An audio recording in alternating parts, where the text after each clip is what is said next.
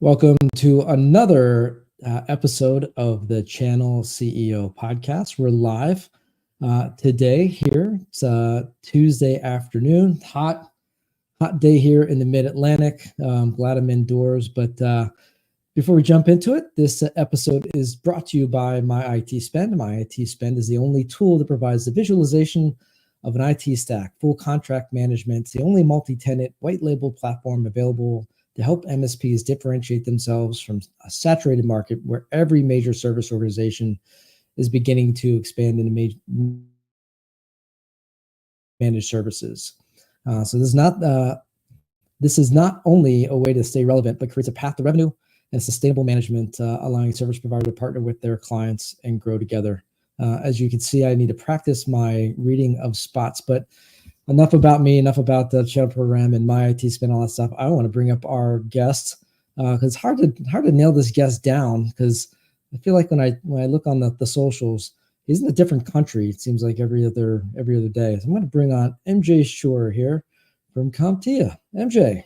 Hey, Kevin, how are you? I'm doing well. How are you today?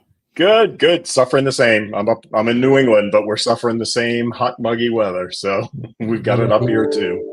Get the heat as well. So I was saying it's kind of part of the introduction, and we'll get into your background because you got just a really kick butt. I gotta watch my language here, but kick butt, mission oriented background. Kind of reading through some of the notes to get prepped for this, but it's serious. Like I will look out on Facebook or LinkedIn, maybe more Facebook, and it's like feels like every other week you're flying off to somewhere in Europe, or you're down traversing the States. I mean, I guess that's part of the current gig, right? It's just being out there and knowing the people. It's part of managing a global team and having a global community. Is you've got to stay connected with it. So I've tried to cut back my travel some. Last year, I think I did. I think when I counted up, it was 23 trips, and I understood why my wife was a little annoyed. So I promised I'd cut back a little bit, but I made a commitment to myself when I took on this role that I'd visit each of our regions at least once a year. And when we start up a new region, I would go to all of the meetings the first year to make sure that they really understood that they had the support, from the executive level at CompTIA, and that they knew that we were serious about what we were doing. So that's kept me pretty busy launching.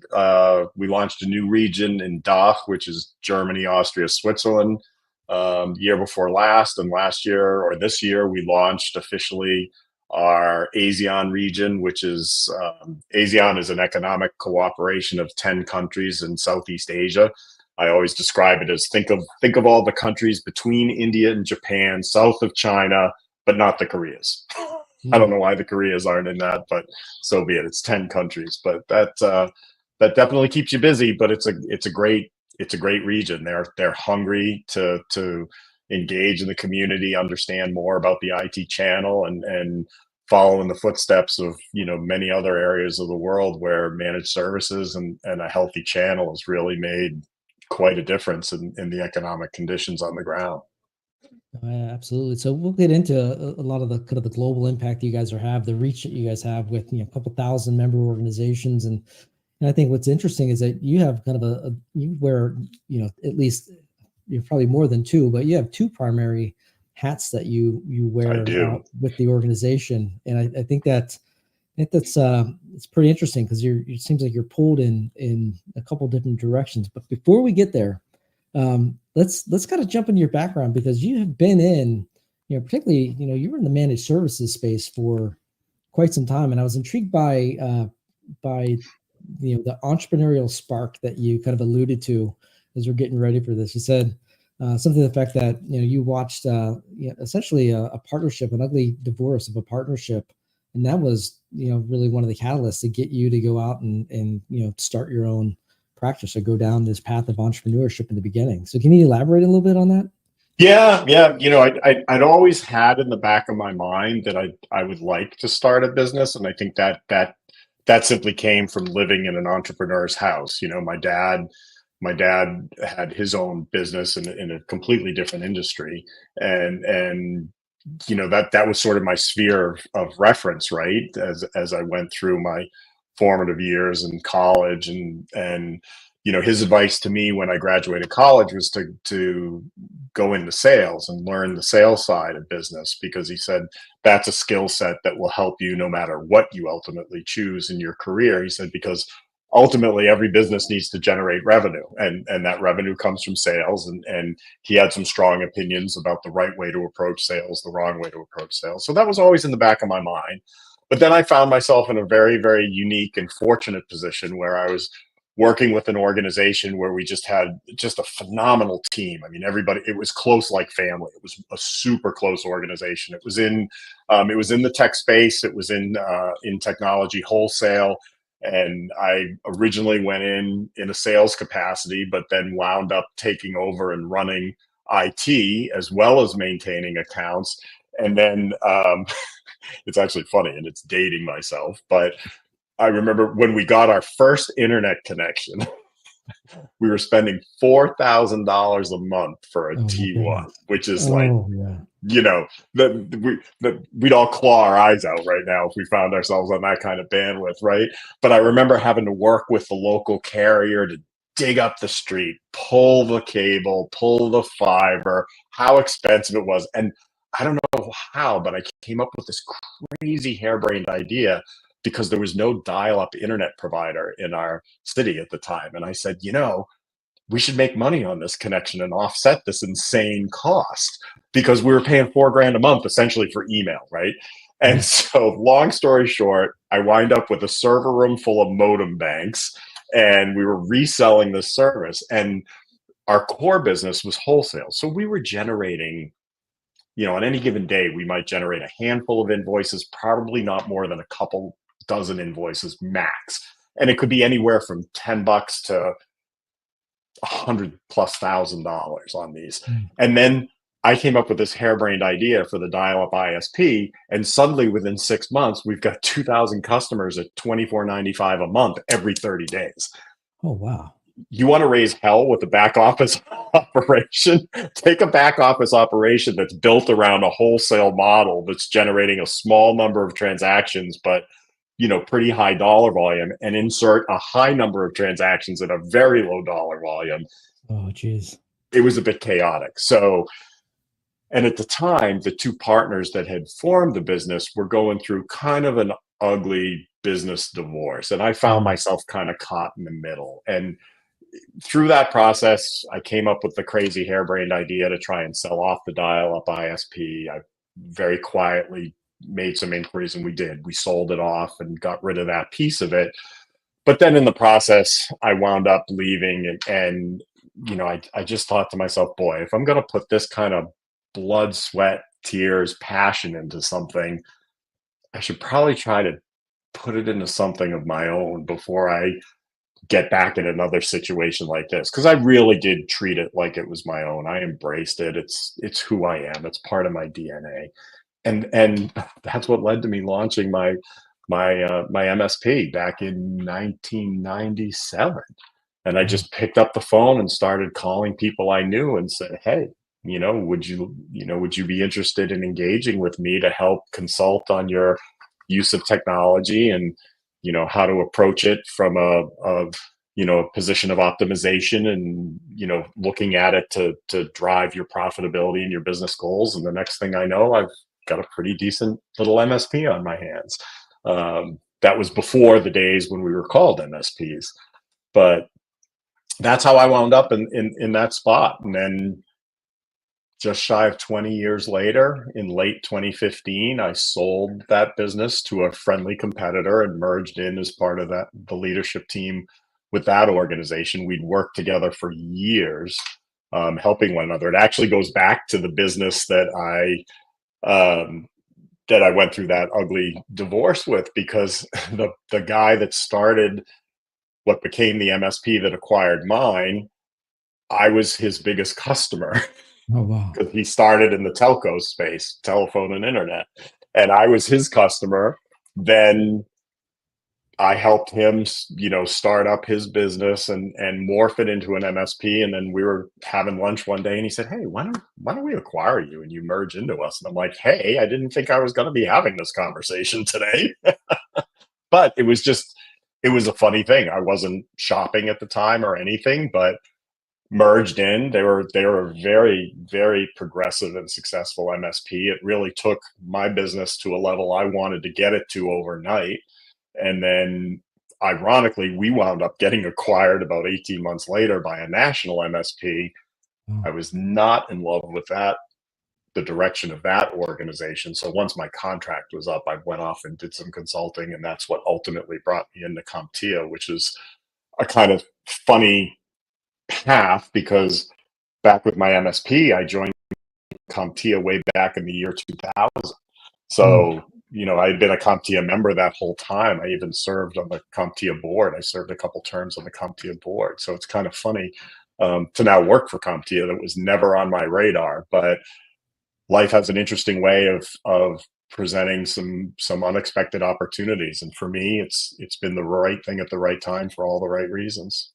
That's awesome. So you were you were a pioneer in the space, and this is so in '97. This is probably right around, or actually this is pre Ma Bell breakup. So you were Oh fractioning yeah. essentially internet connectivity prior Yep. to that really actually becoming a thing in maybe the early 2000s.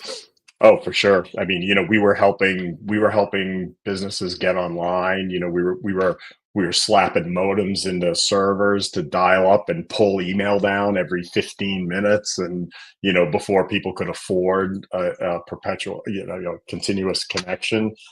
Yeah, we cut our teeth on some scary technology when you look back, but it was also a heck of a lot of fun. It really was. Yeah. I mean, from your own experience, this industry is a blast. We're all, those of us who work in it are really very, very fortunate. This is an incredible industry to work in, and it presents us with an opportunity to have just an outsized impact on our local communities, the countries that we live in, the global economy. It's really a pretty fortunate place to build a career. Yeah, it's funny. I had Fred Vicola on the podcast last week, and Mhm. one of the things we touched on is that you know there are a couple of fundamental services or service providers that most businesses have, right? I think you mentioned there's an accountant, there's the Right. attorney, but it's often like the IT services, the MSP, the trusted advisor. I don't think they get their just due, right? I mean, and Fred mentioned that. I started thinking about it over the weekend, last couple of days. I mean, he's absolutely right. The MSPs on a whole still don't get that kind of level of respect, even though that they are core critical to every business, but every business running 100%. and staying alive. And I think that kind of goes back to maybe a lot of what the surrounds the CompTIA mission, right? Is the education and really helping this MSPs mature, because you got into CompTIA, and I may be projecting a little bit, so feel free to cut me off. But you got into that you're part of it, right? And you've been involved in from a board standpoint, but you got into it right at the beginning of the golden age of the MSPs, because they're starting to mature, they're Yeah. becoming serious business. Um, there's obviously increased challenges, not just operationally from a business Sure. standpoint, but security. And we'll kind of touch on some of the cool things you guys are doing, you and Wayne and some others. Yeah. But yeah, you kind of, it's interesting because you've been in the rise as an operator, been through that exit, been through the second exit, and maybe didn't go as well. So you probably have an appreciation for some that are jaded, maybe Hmm. post acquisition. But Yeah. so what was really that, maybe the right time, for you to kind of transition into kind of this, at least starting on the nonprofit side. But what was a driver behind? All right, I'm gonna pick up and go in this direction and run this global organization. Yeah. Well, a couple things, Kevin. I mean, one is I think Fred's 100% right. I don't think that MSPs are held anywhere near the level that they should be in terms of that trusted business advisor in the relationships. And when I think back, even though I was early and I exited early as well, before the big cycles developed around M&A. but looking back, the client relationships that I had that were really incredibly valuable to me Yeah. were the ones where they did hold us in that regard. I did get the phone calls when they were thinking about acquisitions or selling themselves. I mean, I always think back of one client that I met literally around his dining room table when he was thinking of starting a business. Yeah. And he started it. He was a client for probably 15 odd years. And I remember one day, he called and he moved several times, typical relationship that you'd have. But I remember one day he called and he was thinking about selling the business. And so he was talking to me like he was talking to all of his other advisors, making sure that he had things considered and ducks in a row. And fast forward, after he sold the business, I was chatting with him one day and he said, we kind of grew up together, right? We met at my dining room table. You were a smaller company then. We've kind of grown together.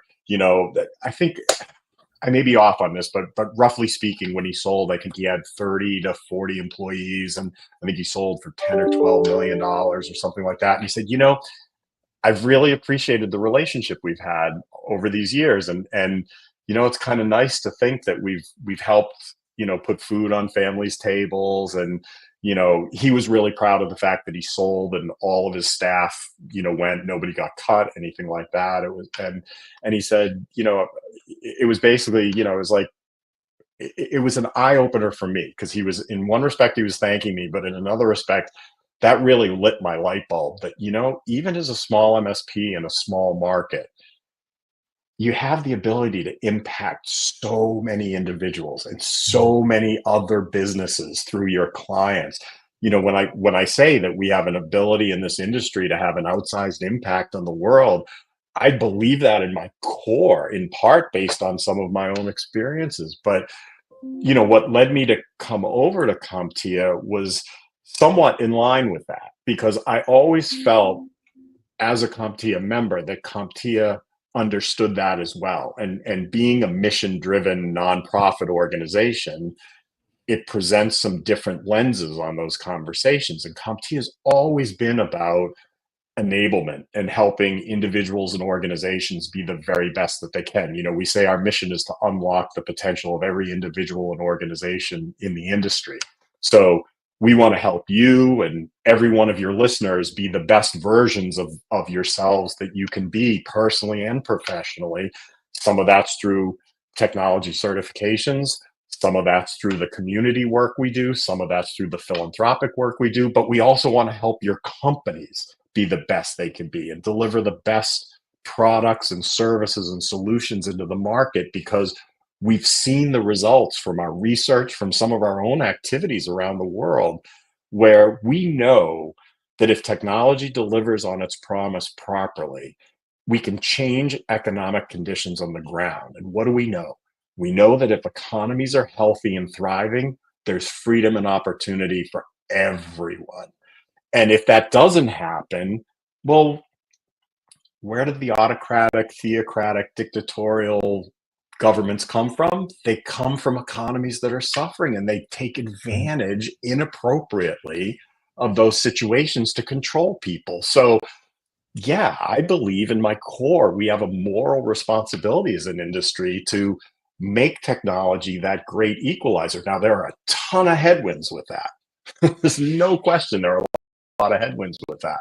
But shame on all of us if we're not giving our all to not just confront those headwinds, but move right through them and deliver some of those impacts that will change lives and provide opportunities and freedoms that some people may have never thought they could have. I mean, that's what motivates me every day. I mean, I love what I do, and so what got me to come over was the opportunity to have that kind of an impact. Um, when the opportunity was presented to me, I thought about it, and what it ultimately came down to was the conversation I had with myself was that I would be a fool not to take advantage of this opportunity, because Mm. this industry has given me so much value and so many awesome relationships, like with you and people on your staff and all the different people that I've met, some of whom are dear friends to this day from 20 odd years ago. I was just in Tampa yesterday for a meeting, and I wound up having dinner with a couple people I didn't know were in town. And one of the people we met 20 years ago, and we've become great friends. And we've watched our, we were catching up on our families because we've watched our kids grow, and we know our wives, and on it goes. And so I really looked at it and felt that I would be a fool to pass up this opportunity. And if I can leave things just a little bit better than I found them when the time comes for me to exit, whether that's my choice or CompTIA's choice, but I am getting up there. It's, I will retire at some point. As long as, if I can look back and say I left things a little bit better, I couldn't ask for anything more than that. No, that absolutely. I have to imagine, because not just because you have these kind of dual roles, and I'd love to get into those because Yeah. In both roles are obviously all mission oriented and community focused. But I imagine that you're exposed to quite a bit of this industry in all aspects of it, right? Probably emerging vendors, so you're looking at new technologies, and then you're dealing with some of these global macroeconomic challenges like you're talking about. How do you make technology accessible? How do you educate folks that way it actually impacts the development of underdeveloped or areas within the globe? And then you've got this whole cybersecurity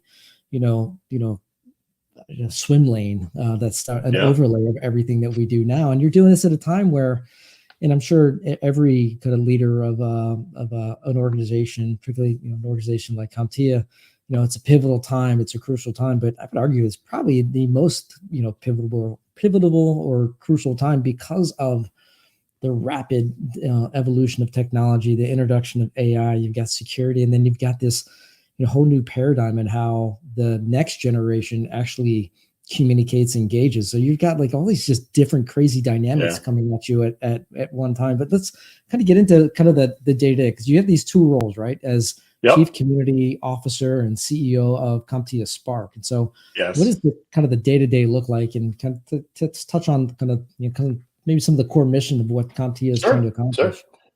I mean, the day-to-day is busy. I spend a lot of my time in meetings, moving needles forward, but I spend an equal amount of my time, out and about with members. And I was with a member all day yesterday. And I believe very strongly that you have to have that connection to understand what the members are facing. I mean, we are a member-led trade association. So both of my roles live on the nonprofit side of what we do. CompTIA is a 501c6 vendor neutral nonprofit trade association. That's our big umbrella. And then within that, we've got our revenue generating activities, which are our certifications and training. A lot of people know CompTIA, for example, for our A+, Network Plus, Security Plus. These are individual technical certifications. We've got, we certified millions of individuals. We've got a very high standard of excellence. These are high stakes accredited certifications, very well regarded in the industry because they're neutral. So one of our core values is being vendor neutral and representing the industry as an industry.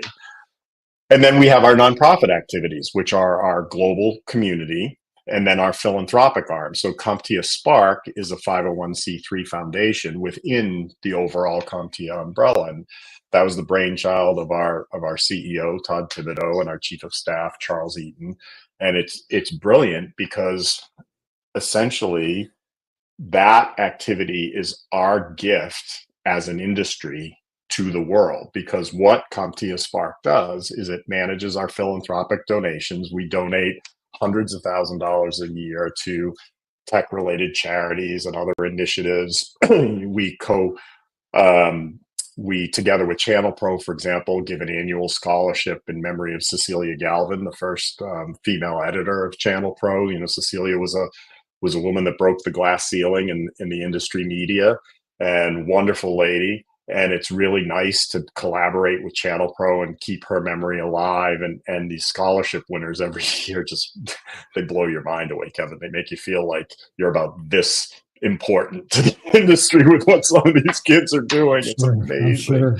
Yeah. But then the other big thing that we've done with CompTIA Spark is We provide middle schools in the US a free technology curriculum to teach to middle school age kids. Now, how does this all tie together? This is how.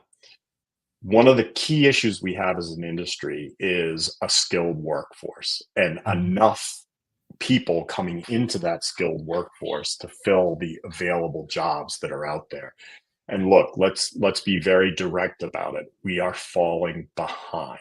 Yeah. If we don't make some significant changes to our educational approach in this country, we will not catch up. We will forever be left behind. So, one Yeah. of the ways we're trying to influence that, and we've tried many, but we are encouraged by what we're seeing, is I can tell you, for example, with my own children, when they and they're all adults now. I've got kids from 24 to 32. By the time they got to high school, the guidance counselors were trying to put them in a specific hole, let's say, Sure. whether they were triangular shaped, round themselves, or square. They had an idea of what a kid should do. So by the time the kids get to high school, it's too late. We've got to Yeah. influence them younger. And studies have shown that if you can influence kids at the middle school age, they develop the skills and confidence to advocate for themselves by the time they get into high school. So we are empowering middle school teachers to deliver and teach a technology curriculum that is engaging, that's fun, that inspires kids and develops their confidence and their skills so that they will advocate for themselves by the time they get to high school and say, hey, I want to pursue a career in tech.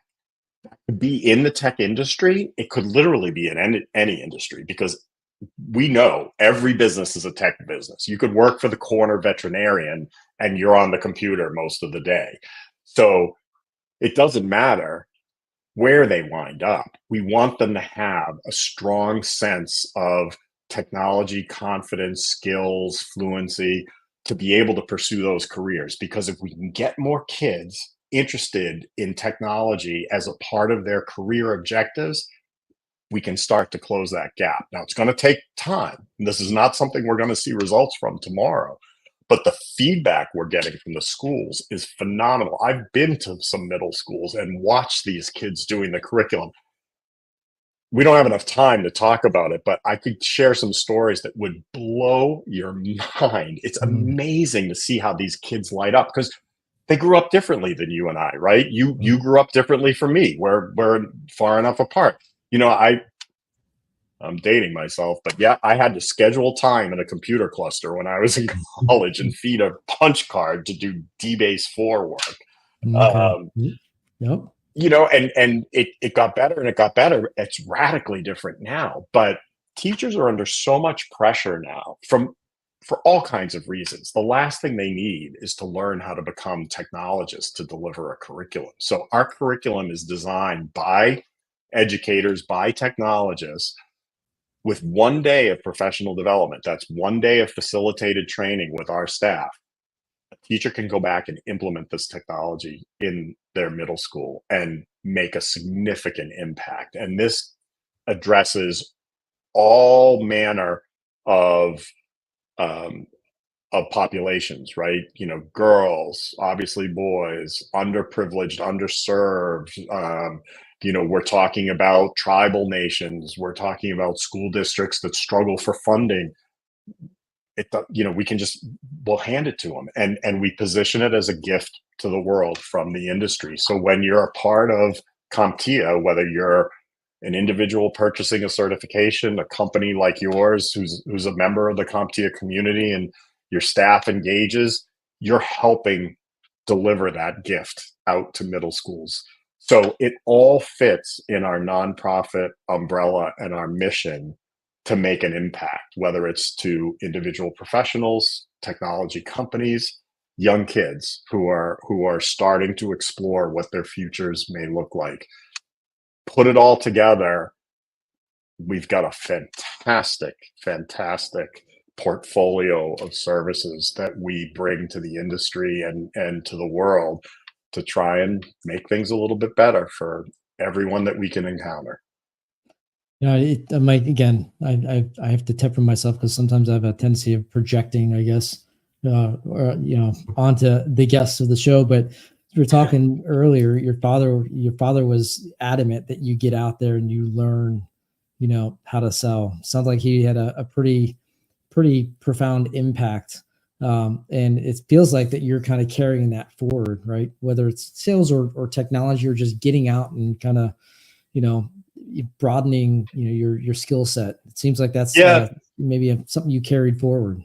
yeah, it's definitely pushing me outside my comfort zones from, here and there, but I embrace it because the core of it I feel very comfortable with, and I truly enjoy, and I'm sure it's not coming across at all that I have a little bit of passion for this industry and what we all do. Um, and again, if I can make an impact, on on people and organizations, and help move them in a direction that they want to go anyway, but just make that process a bit simpler and with a bit more impact, um, I will be a very, very happy person. And listen, it's all. I'm sure you can appreciate this as very much so. But it's look, it's all a credit to the team. I've got the most amazing group of professionals around me, whether it's my peers and the exec team leading the organization, or the folks that roll up to me in the two teams that I lead. They share my passion, and they exemplify, my this passion, and not mine but ours collectively, and they come to work every day intending to have an impact for our members, and in a lot of respects, they make my job pretty darn easy. Don't get me wrong, I'm busy, and I have my moments like everyone, but I couldn't ask to work with a better group of individuals, and they make it an absolute pleasure to do what we do. Look, everybody I've ever interacted with on your staff has been nothing but amazing. So it's a I appreciate that, yeah, and it's a I will testament pass that to along. well, a testament to your leadership there for sure. Well, You know, it's a testament to the culture that Todd's really created at CompTIA. sure, yeah. He came to CompTIA, oh boy, what, 15, 16 years ago at this point. I'm losing Mm. track of time. And he really has just created it's funny, when I went to work for CompTIA, the thing everyone wanted to know is like, okay, you were a member for years, and you served on the board. Okay, what's it like on the inside? Come on, tell us. What is it what you thought? And it's exactly what I thought. And I think that's one of the bits of magic that we have as an organization. What you see is what we are. We don't speak in platitudes. We don't say things we don't mean. We don't commit to things we're not going to follow through on. We are exactly what we put ourselves out there as, and we expect to be held accountable to that. When I say we're a member-led association, we bring our leaders together once a year to really deep dive on initiatives, and we take our lead from them. We ask for feedback at all of our events. The vast majority of our member benefits, in one way or another, map back to member suggestions that we said, yeah, that's a great idea, let's go make that happen. And that's another part of the unique space we fill in the industry, is people can come up with ideas, and it may not be something that their own organization is right to pursue, but they can come to the industry trade association and say, hey, we've got this idea for this event or program or course. And we do a little research, we validate that, and we say, let's go make that happen. And we make it happen, and we refine it and keep it up to date and evolve it with the industry. And you mentioned things like AI and cybersecurity. We've had a program called Industry Advisory Councils for a number of years now that are completely designed to, I always say, sometimes kicking and screaming, pull the industry to where it needs to be going. I mean, we've had an artificial intelligence advisory council for about 6 years now. For the first many years, people were like, I don't get it. Why do we care about this? And then Yeah. fast forward, I don't know, have you ever heard of AI? Suddenly it's the white hot topic in the industry. Yeah. And so we've got a lot of content around that, and that group is continuing to look at content and resources that are grounded in actual impact, not theoretical, but just, okay, here are things that are actually happening in the industry or should be happening in the industry, and where this technology should be employed and should be making a positive impact, and kind of get away, try not to get caught up in the hype cycle and focus on the actual impact, good impact that it can have, while also being aware of potentially negative impacts and cybersecurity risks associated, and making sure that you approach these things as well as you can in the early stages when we're all trying to figure it out. So yeah, it's more to that complex puzzle that is what we are. Well, as being a member and kind of being both a service provider back in the day, and my I think initial interaction with CompTIA was probably goes back to the early 2000s, mid 2000s, and then see as a vendor on the vendor side of the house for the last 7 or 8 years. It's good to hear that it's the same on the insides as it appears to be on the outside. That's very rare. Yes. So switching gears a little bit, we've got or you've got CompTIA has, but the industry, the royal we have a big event coming up here in Atlanta in a couple weeks, right? And so maybe let's touch on that, because I think that's the great thing about how CompTIA is situated, right? There's benefit on both sides of the both sides of the industry, not just MSP, multiple sides, right? It's the MSP, it's the service providers, the vendors, the interaction, but then it's all the other third parties that are in and around that touch it. But I guess let's chat real briefly on the event you got coming up here in Atlanta. Yeah. So it's our ChannelCon event. That's our premier annual event. It happens every summer, last week of July, first week of August, depending how the calendar falls. So this year it's July 30 to August 1. It's our first time in Atlanta, which is kind of neat. It's neat to come to a new city. We move it across the U.S. typically. We try to do a East, Central, West kind of rotation. So it's great to be in Atlanta at the Hyatt Regency. And, ChannelCon's a unique event, right? Because we are that neutral trade association, we're the Big Ten, and everybody's welcome. So all we ask is that you leave your logo and your ego at the door and focus on what's going to be good and beneficial for everyone. Because if we help everyone be the best we can be, we elevate the industry to new levels, and then that expands exponentially into the impact we have. But what members tell us that they love about ChannelCon is that because of our position in the industry as a neutral trade association, there's no selling from the stage.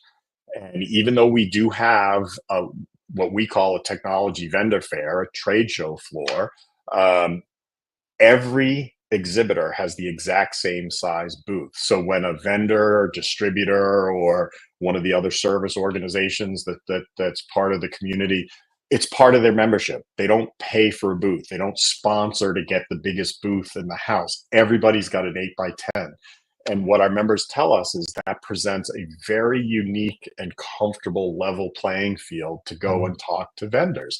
Vendors they may already be working with, vendors they might be thinking about, new emerging tech companies, startup vendors. It just presents a really comfortable way to see what all is out there. And this year we have our largest technology vendor fair ever, over 170 booths.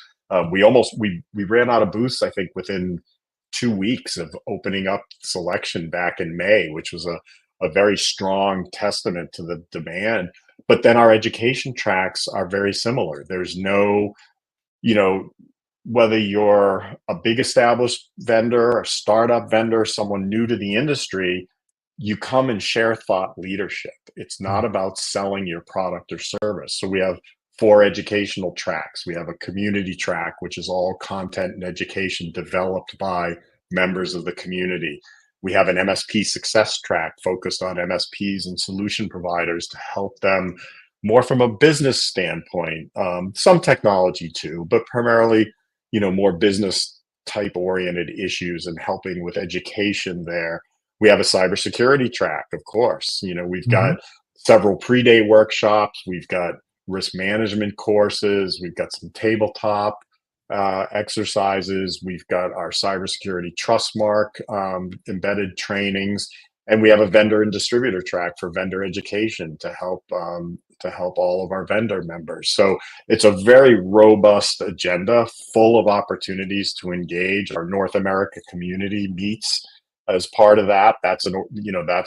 You can get involved in that region and stay involved year round.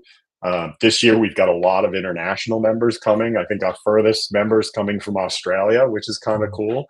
Our advisory councils are meeting. So it's a very interactive event. And of course, we have our keynotes. We've got Kara Swisher this year, which will be a really great keynote. Yeah. If you don't know who Kara Swisher is, definitely look her up. Read her what's it called? Burn book. Read her book before the event. She's sure to be entertaining and provocative. Todd, our CEO, will kind of give his state of the industry, but then also have a nice Q&A with Kara. We also have a celebration every year. This year it's going to be at the Georgia Aquarium, and our events team is always cute. They never quite let me know exactly what's going to happen, but I've been getting strong signals that there might be some interesting things in the tank. Please God, not me. But hopefully it won't be a dunk tank. But I've been told there will be some pretty neat things at that event as well within the event. But yeah, it's a great opportunity to come together. We typically have well over 1,000. I think somewhere between 12 and 1,500 total usually at the event. So it's not a small event, but it's also not a huge event. But again, it's all about everyone coming together and collaborating and making new connections and learning and education, all based on thought leadership and best practices, and leveraging the global network of the community, which spans 6 regions around the world right now. And we're continuing to expand that. That's awesome.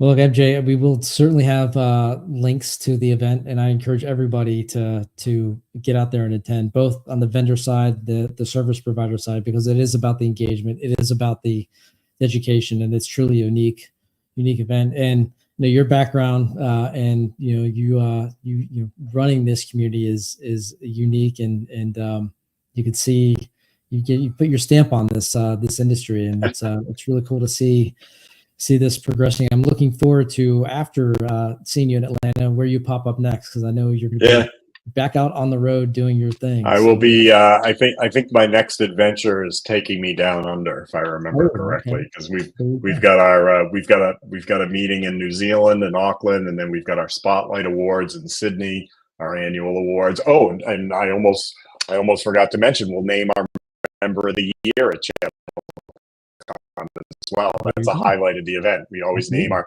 member of the year, and the way we do it is pretty unique. Again, because we're a neutral trade association, it's not about sponsorship or who nominations are submitted, they're anonymized, and then in this particular case, they're given to all of the prior members of the year to select the next member of the year. Wow. So they're really judged. It's not necessarily easy to figure out who the nominee is, and so they're judged really on the caliber of the submission. So it's always a highlight to name the new member of the year. So that'll happen Wednesday at 1, I think, Wednesday at lunch. So that's always a highlight for me. It's a lot of fun to name that individual and see them get a little of the spotlight and share some of their thoughts with the attendees. Yeah, well, look, MJ, I really, again, appreciate you hopping on, and we'll. Oh, thank you, Kevin. Do our part to promote the heck out of this, and hopefully see every one of you there, and it'll be a great event, I'm sure, just like they always are. And I really appreciate you hopping on, and I'm glad you're out there doing what you're doing, because it's making this. Well, thank you, Sam. I love what you're doing with Channel Program, and I appreciate this opportunity very much. Appreciate what you're doing for the industry, and certainly appreciate the very kind words and support for what we're doing. So my thanks to you as well. You got it. All right. Well, until next time, I guess I'll see you in Atlanta here in a couple of weeks, and we'll see you in a couple of weeks. There you go. All right. Thanks a lot. Thanks, Kevin.